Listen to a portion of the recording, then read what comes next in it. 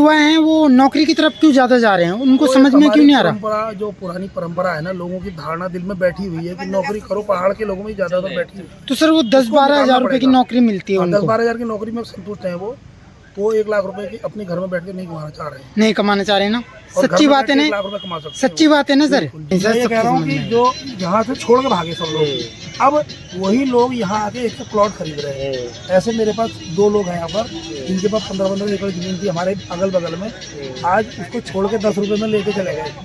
रास्ते तो होते नहीं थे कि हमें किराया चाहिए, तो जाते हुए पैदल जाएंगे कहीं चाय पियेंगे यार 10 रुपए दे दो तो सारी जमीन ले लो, ऐसा कह के गए। आज उनके नाती, ज़्यादा लंबी पीढ़ी थोड़ी, तीसरी पीढ़ी की तो बात आ गई, उन्होंने यहाँ पर हमारे उसी टुकड़े में जो बाप दादा छोड़ के गए थे 4-5 लाख रुपए प्लाट खरीदा। मैं जब पहाड़ जाता हूँ तो गांव में, दूसरे गांव में भी घूमने चले जाता हूँ। अरे वो ज़मीनें मत छोड़ो, कि ज़मीन काम आएंगी और इतनी करोड़ों होंगी, बिल्कुल होंगी। पता है, एक तो मैं सीधे सीधे प्रोजेक्ट बता रहा हूँ। अभी ऐसा है ना, इस समय सारा काम ये बिजली से हो रहा है, सारा काम सब काम बिजली से हो रहा है ना। बिजली की कितनी कमी है हमारे पास, हमारे उत्तराखंड में, जबकि ऊर्जा प्रदेश है। उसके बाद बिजली हम कहाँ से खरीद रहे हैं? पंजाब से 12 रुपए में खरीद रहे हैं, तब 7 रुपए में बेच रहे हैं। यहाँ पर जो खेत हैं पूरे हमारे पहाड़ों के बराबर धूप कहाँ मिलेगी?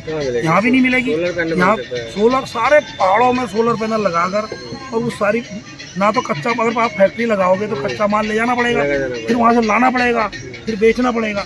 इससे तो आप वहाँ पर सोलर पैनल के बड़े बड़े प्लांट लगाओ, जैसे फैक्ट्रियाँ स्कूल की तरह। आप हमारे लोग नहीं लगा पा रहे हैं, किसी बड़े कंपनी को, टाटा बिरला को बुलाओ, लोगों को उसका रेंट दो, या फिर लोग छोटे छोटे जो हमारे जो लोग हैं बेरोजगार, उनसे कहो आप लगाओ भाई, उनसे सबसे इकट्ठे करो। सर आपने क्या प्लान कर रखा है वो पहाड़ों पे जो जमीन आपकी बची हुई है? सोलर वाला, पहले मैंने जो आप मशरूम कर रहे हैं ना, मैंने इसके बारे में भी लोगों को कहा। सर बीच में एक फार्म निकला था पंचकुला यूनिवर्सिटी से ही, जिसमें ऊपर जो है पोल्ट्री फार्म और नीचे फिश फार्म, ऐसा कुछ किया? वो भी मैंने कर रखा है, वो भी किया हुआ है। वो किया, लेकिन सक्सेस नहीं हुआ। इसको कहते हैं मल्टी फार्मिंग। उससे ना थोड़ा बहुत तो अपने घर के लिए 10-20-50-100 मुर्गियाँ पाल लो, बात अलग है। ज़्यादा पालने में वो, उससे जो है ना, मछली के पानी की क्वालिटी खराब हो जाती है। बेसिकली अभी मछली पालन जो अभी जितने भी बिजनेसेस आप कर रहे हो, या फिर जैसे भी कह सकते हैं, मतलब कि बिजनेस ही है। किसान अगर कुछ उगा रहा है और बेच रहा है तो बिजनेस तो है ना सर। अगर कोई ट्रेडिंग कर रहा है तो बिजनेस है।